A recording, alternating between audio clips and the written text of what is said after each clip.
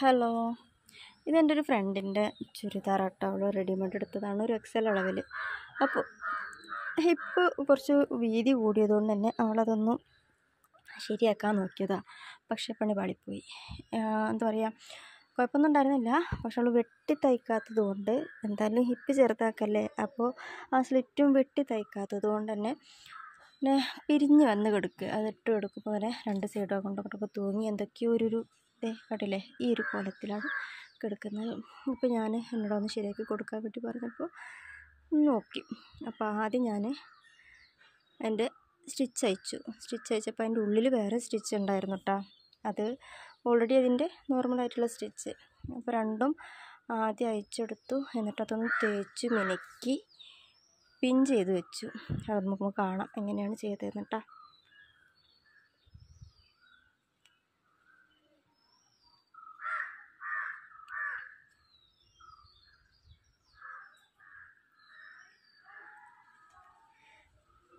അവൾ അതിൻ്റെ അകത്ത് ഒട്ടും ഇത് കണ്ടില്ലേ, ഒട്ടും കട്ട് ചെയ്തിട്ടില്ല. അതങ്ങനെയോ മടക്കി ഉണ്ട പോലെ ആക്കി വെച്ചിരിക്കുകയാണ്. നമ്മൾ സ്ലിറ്റ് തയ്ക്കാൻ ആകെ 1 ഇഞ്ച് വീതി മാത്രം മതി നമുക്ക്. പക്ഷെ അതിൽ കൂടുതൽ എടുക്കുമ്പോൾ ഇതേപോലെ കട്ടി കൂടും, മടക്കലിൻ്റെ വീതി കൂടും. അല്ലെങ്കിൽ രണ്ടിൽ കൂടുതൽ തവണ വീണ്ടും മടക്കേണ്ടി വരും. അപ്പോൾ അങ്ങനെയൊക്കെ വരുമ്പോൾ ആണ് ഇങ്ങനെയുള്ള പ്രശ്നങ്ങളൊക്കെ വരുന്നത്. കണ്ടില്ലേ, മൊത്തം അഴിച്ച് നോക്കി. അതിന് ശേഷം ആദ്യത്തെ ആ സ്റ്റിച്ച് അതും അഴിച്ച് മാറ്റി. നല്ല വീതി ഉണ്ട്, 2 ഇഞ്ചോളം വീതിയിലാണത് കിടന്നിട്ടുള്ളത്. പക്ഷെ മേൽഭാഗത്തേക്ക് അധികമില്ല, താഴെ ഭാഗത്താണ് കൂടുതലും ഉണ്ടായിരുന്നത്. അതുകൊണ്ട് തന്നെ നല്ല ചെരിഞ്ഞിട്ടായിരുന്നു. തയ്ച്ചെടുത്തതിന് ശേഷം ഞാൻ ലൈനിങ്ങിന് നമ്മുടെ നല്ല ക്ലോത്തും കൂടിയിട്ട് ഒന്ന് തേച്ച് മിനുക്കി കൊടുത്തു.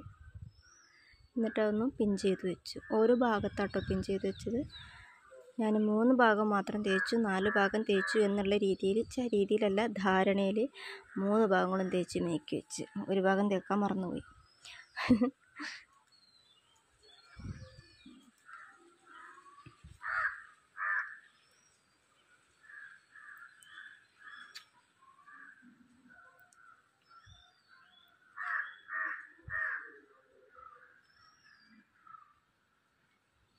ഇതുപോലെ 4 ഭാഗത്തും തേച്ച് വൃത്തിയാക്കി വെച്ച് കഴിഞ്ഞാൽ നമുക്ക് കറക്റ്റ് വെട്ടാനുള്ളൊരു രീതി കിട്ടും. വെട്ടേണ്ട രീതി എങ്ങനെയാണ് കറക്റ്റായിട്ട് എന്നുള്ള രീതിയിൽ കിട്ടും.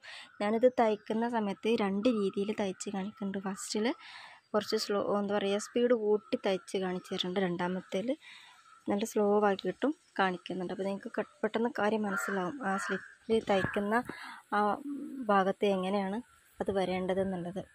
ഓക്കെ, പിൻ ചെയ്ത് വെച്ചത് കൊണ്ട് തന്നെ ലൈനിങ് വേറെ, നല്ല ക്ലോത്ത് വേറെ ആയിട്ട് നിൽക്കില്ല. അതുകൊണ്ട് ഞാൻ നല്ല വൃത്തിയിൽ താഴെ വിരിച്ചതിന് ശേഷമാണ് മാർക്ക് ചെയ്യുന്നത്. ഏതൊക്കെ ഭാഗമാണ് കട്ട് ചെയ്ത് പോകേണ്ടതെന്നുള്ളത് വലിയൊരു സ്കെയിൽ എടുത്തിട്ട് നീളത്തിൽ വെച്ച് മാർക്ക് ചെയ്ത് വെട്ടിക്കളയാൻ വേണ്ടിയിട്ടായിരുന്നു.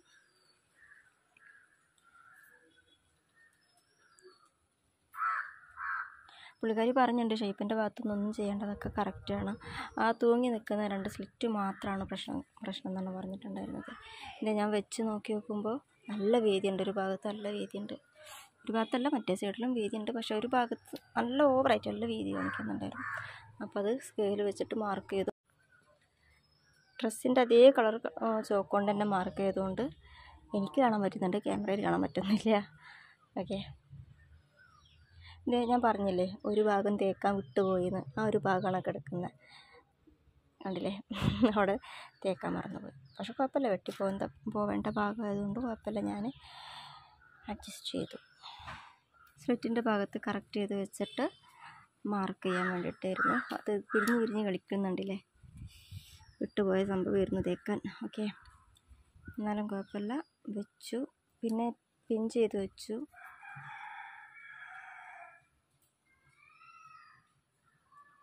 എൻ്റെ മോന്തായം കാണാതിരിക്കാൻ വേണ്ടിയിട്ട് ഞാനൊരു സിമ്പിൾ വെച്ചിട്ടുണ്ട്. മോന്തായം കാണാനല്ല കേട്ടോ, ഞാൻ മുടിയൊന്നും ചെയ്യുകയുണ്ടായിരുന്നില്ല, വീട്ടിലിരിക്കുന്ന കോലത്തിൽ അങ്ങനെ ചെയ്യുക. അതുകൊണ്ടാണ് ഞാനിവിടെ ഒരു സിമ്പിൾ വെച്ച് മറച്ച് വെച്ചതാണ്. ഓക്കെ, മാർക്ക് ചെയ്തതിന് ശേഷം അവിടെ പിൻ ചെയ്ത് വെച്ചു. നമ്മൾ ആദ്യം തേക്കുന്ന സമയത്ത് നല്ല ക്ലോത്തും ലൈനിങ്ങും മാത്രമായിരുന്നു, അതായത് ഒരു വശത്തെ നല്ല ക്ലോത്തും ലൈനിങ്ങും മാത്രമായിരുന്നു പിൻ ചെയ്ത് വെച്ചത്. മാർക്ക് ചെയ്തതിന് ശേഷം ആ 4 ക്ലോത്തും കൂടിയിട്ട്, അതായത് ഫ്രണ്ടിലെ 2 പീസും ലൈനിങ്ങും നല്ല ക്ലോത്തും, അതേപോലെ തന്നെ ബാക്കിലെ ലൈനിങ്ങും നല്ല ക്ലോത്തും കൂടി 4 പീസും കൂടി ഒരുമിച്ച് വെച്ചിട്ടാണ് ഞാൻ പിൻ ചെയ്ത് വെക്കുന്നത്. അങ്ങനെ ചെയ്യണത് എന്തിനാണെന്ന് വെച്ച് കഴിഞ്ഞാൽ, നമുക്ക് ഇങ്ങനെയൊക്കെയുള്ള പ്രശ്നങ്ങൾ വന്നിട്ട് നമ്മൾ സ്ലിറ്റ് തയ്ക്കുമ്പോൾ ഒന്നും കൂടി എളുപ്പം കിട്ടാൻ വേണ്ടിയിട്ട് ആദ്യം തന്നെ സ്ലിറ്റിൻ്റെ ആ ഒരു മടക്ക് ഭാഗം വരേണ്ട ഭാഗം എവിടെയാണോ അവിടെ നീളത്തിൽ തയ്ക്കാം. അതെങ്ങനെയാണെന്നിപ്പോൾ ഞാൻ തയ്ക്കുന്നതിൽ കാണിച്ചു തരാം. ഞാൻ നേരത്തെ പറഞ്ഞു, ആദ്യത്തേത് കുറച്ച് സ്പീഡിലാണ് ഞാൻ കാണിക്കുക. ഒരു വശത്തെ ഇത് തയ്ച്ച് വരുന്നത് കുറച്ച് സ്പീഡിൽ കാണിക്കും, രണ്ടാമത്തെ ഞാൻ സ്ലോ ആക്കിയിട്ട് കാണിച്ചു തരാം. ഓക്കെ, ആ മാർക്ക് ചെയ്ത ഭാഗം വെട്ടിക്കളയാനുള്ളതാണ്, അത് വെട്ടിക്കളഞ്ഞു.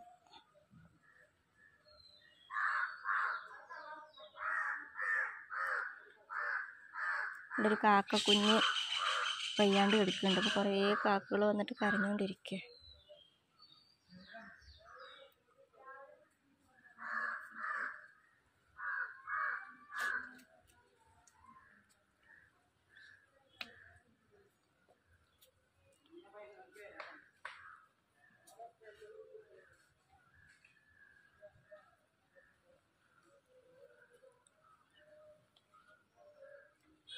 ഈ ഒരു സൈഡിലായിരുന്നു കുറച്ച് കൂടുതൽ ക്ലോത്ത് തുണി ഉണ്ടായിരുന്നത്.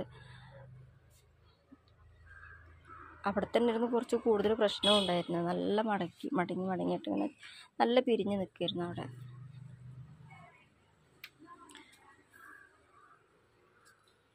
രണ്ട് സൈഡും വെട്ടി അവിടെ 4 പിൻ ചെയ്തിട്ട് വെച്ചിട്ടുണ്ട്. അതുകൊണ്ട് തന്നെ വേറെ ആയിട്ട് ഇനി പോവില്ല. ദേ കണ്ടില്ലേ,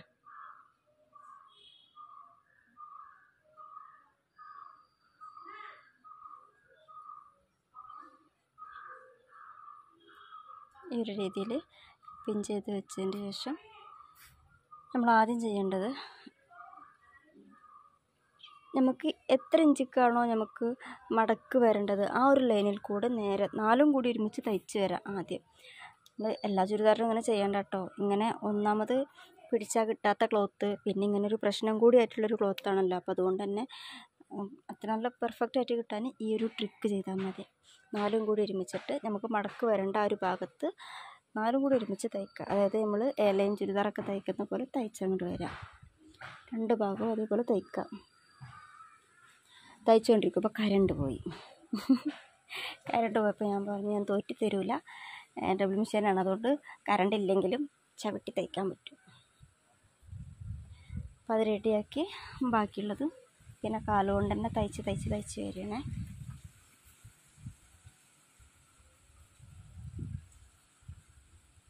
രണ്ടും നിവർത്തി, ഉള്ളിലത്തെ പീസ് രണ്ടും നിവർത്തി വെച്ചതിൻ്റെ ശേഷം ഇത് ഈ ഒരു രീതിയിൽ മടക്കി വരാം.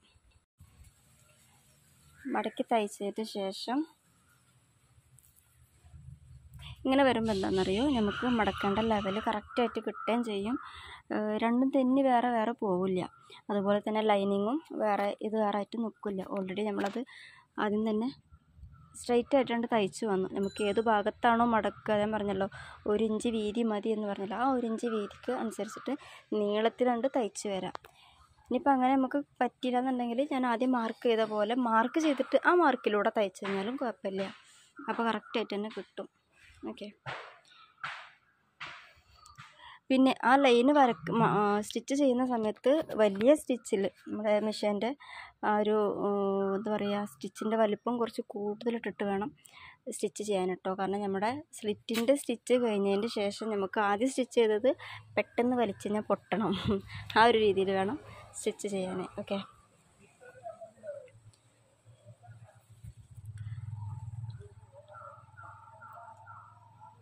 ഈ ഒരു ഭാഗത്ത് ശരിക്കും പണിയെടുത്തിട്ടുണ്ടായിരുന്നു ഞാൻ. കാരണം അവിടെ പുള്ളിക്കാരി വെട്ടി കളഞ്ഞിട്ടുണ്ട്. ആ ഒരു ഭാഗത്ത് എന്തിനാണോ വെട്ടിയതെന്ന് എനിക്കറിയില്ല, വെട്ടി കളഞ്ഞിട്ടുണ്ട്. അതുകൊണ്ട് തന്നെ പറ്റുന്നുണ്ടായിരുന്നില്ല ആ ഒരു ഭാഗത്ത് തയ്ക്കാൻ.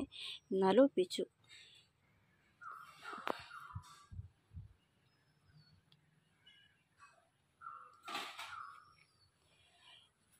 ഇതിപ്പോൾ ഇങ്ങനെ വരാൻ കാരണം വെട്ടാത്തത് കൊണ്ടാണ്. കുറച്ച് വീതി കൂടിയൊരു ചുരിദാറിനാണ്. ഹിപ്പിൻ്റെ ഭാഗം കുറച്ച് വീതി കൂടിയതുകൊണ്ട് തന്നെ അവൾ അവിടെ വെട്ടി, അവിടെ നിന്ന് തന്നെ മടക്കി ഓക്കെ ആയി. പക്ഷെ താഴെയുള്ള ഭാഗത്ത് ആ ലെവലിൽ വെട്ടി വന്നില്ല, അതിനനുസരിച്ചിട്ടുള്ള ഒരു ലെവലിൽ വെട്ടി വന്നില്ല. താഴെയുള്ള ഭാഗത്ത് അങ്ങനെ ചെയ്തു, അതുകൊണ്ടാണ്. പിന്നെ വേറെ രീതിയിലും വരും കേട്ടോ. ഇനിയിപ്പോൾ നമ്മൾ കറക്റ്റാക്കി വെട്ടിയ ഒരു ചുരിദാറാണ് എന്നുണ്ടെങ്കിലും ചെറിയ രീതിയിൽ പിരിയാനുള്ള ചാൻസ് ഉണ്ട്. അതെങ്ങനെയാണെന്ന് വെച്ച് കഴിഞ്ഞാൽ അടുത്ത ഭാഗം സ്റ്റിച്ച് ചെയ്യുമ്പോൾ ഞാൻ കാണിച്ചു തരാം. നമ്മൾ തയ്ച്ച് വരുമ്പോൾ വലിച്ച് പിടിച്ച് തയ്ക്കുമ്പോൾ അങ്ങനെ പിരിയാനുള്ള ചാൻസ് ഉണ്ട്. ഇതാണ് അപ്പുറത്തെ ഭാഗം ഇതേപോലെ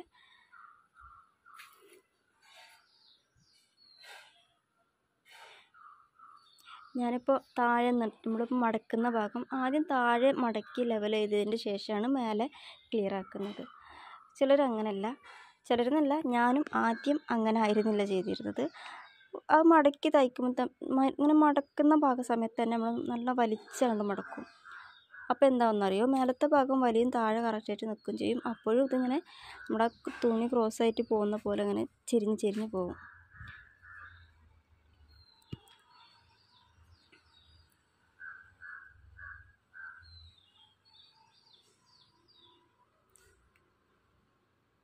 കണ്ടില്ലേ, താഴെയാണ് ആദ്യം മടക്കി ക്ലിയർ ആക്കിയത്, അതിന് ശേഷം മേലെ ക്ലിയർ ആക്കി. ഇന്നൊരു വട്ടം കൂടി കാണിച്ചു തരാവേ. ഇതേ ഇവിടെ ഇങ്ങനെ കുറച്ച് ക്രോസായ ഭാഗമാണ്, അതുകൊണ്ട് തന്നെ ഞാൻ മേലെ നിന്ന് മടക്കി വരാതെ താഴെ ആദ്യം മടക്കി. മേലെ നിന്ന് അങ്ങനെ വലിച്ചടിക്കുകയാണെങ്കിൽ പിരിഞ്ഞു പോകും, കണ്ടില്ലേ, അങ്ങനെ പിരിഞ്ഞു പോകും.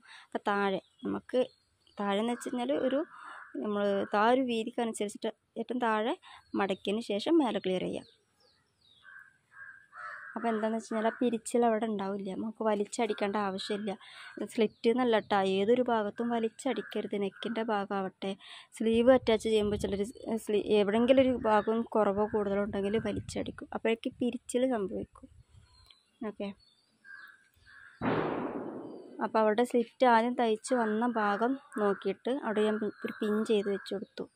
ആ പിന്ന് വരെ സ്റ്റിച്ച് ചെയ്തിട്ട് പിന്നെ തിരിച്ചങ്ങോട്ട് മടക്കി തയ്ക്കാനാണ്. അപ്പുറത്തെ ഭാഗം സ്റ്റിച്ച് ചെയ്യാൻ വേണ്ടിയിട്ടുള്ളതാണ്, കണ്ടില്ലേ.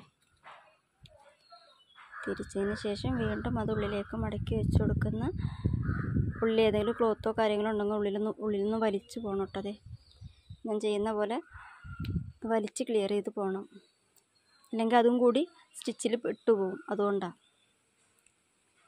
താഴേക്ക് ഇതേപോലെ തന്നെ ആ വിരിഞ്ഞ് നിൽക്കുന്ന ക്ലോത്ത് ആയതുകൊണ്ട് ഇത് കണ്ടില്ല, വലിച്ച് അങ്ങനെ അടിക്കരുത്. ആദ്യം കറക്റ്റ് ചെയ്തിട്ട് താഴെ മടക്കി തയ്ക്കുക, എന്നിട്ട് മേലെയുള്ള ഭാഗങ്ങൾ ക്ലിയർ ചെയ്ത് കൊടുക്കുക. ഇങ്ങനെ വേണം തയ്ക്കാൻ. അങ്ങനെ ആകുമ്പോൾ പിന്നീട് പിരിഞ്ഞ് നിൽക്കില്ല. ഓക്കെ,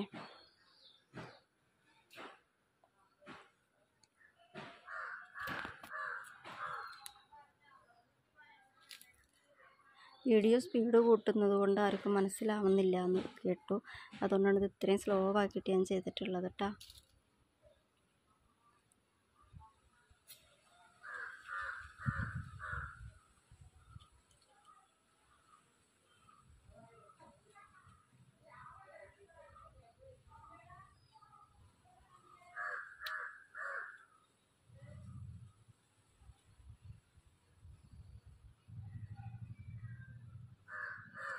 ഇനി സെൻറ്ററിൽ തയ്ച്ച ആ തയ്യലുണ്ടല്ലോ, ആദ്യം തയ്ച്ച തയ്യൽ, അതങ്ങോട്ട് പൊട്ടിച്ചെടുക്കാം. അത് വലിച്ചു കഴിഞ്ഞാൽ തന്നെ അങ്ങോട്ട് ഊരി വരും, കാരണം ഒറ്റ സ്റ്റിച്ച് ആയിരുന്നു. സെൻറ്ററിൽ നല്ല വീതിയായിട്ട് ഒറ്റ സ്റ്റിച്ച് ഇട്ടിട്ടുള്ളൂ, അതുകൊണ്ട് വേഗം പൊട്ടിച്ചാൽ തന്നെ പൊട്ടി വരും, അങ്ങനെ വേഗം വലിഞ്ഞു വരും. എന്നിട്ട് തേച്ച് മിനുക്കി കൊടുക്കുക. തേച്ച് മിനുക്കാൻ ഇവിടെ കറണ്ടില്ല, ഞാൻ തയ്ച്ചുകൊണ്ടിരിക്കുമ്പോൾ കറണ്ട് പോയതാണ്, പിന്നെ വന്നിട്ടില്ല. നമ്മുടെ ഉള്ളിൽ തയ്ച്ച ആദ്യത്തെ നൂലാണ്, അതൊക്കെ ഒന്നുകൊണ്ട് ക്ലിയർ ചെയ്ത് ഒന്ന് തേച്ച് വൃത്തിയാക്കി കഴിഞ്ഞാൽ തന്നെ സംഗതി ഓക്കെ ആവും. പിന്നെ മേലോട്ടൊന്നും ഞാനൊന്നും ചെയ്തിട്ടില്ല, ഓൾറെഡി അത് അവിടെ ഒന്നും ചെയ്യേണ്ടെന്ന് ആൾ പറഞ്ഞിട്ടുണ്ടായിരുന്നു.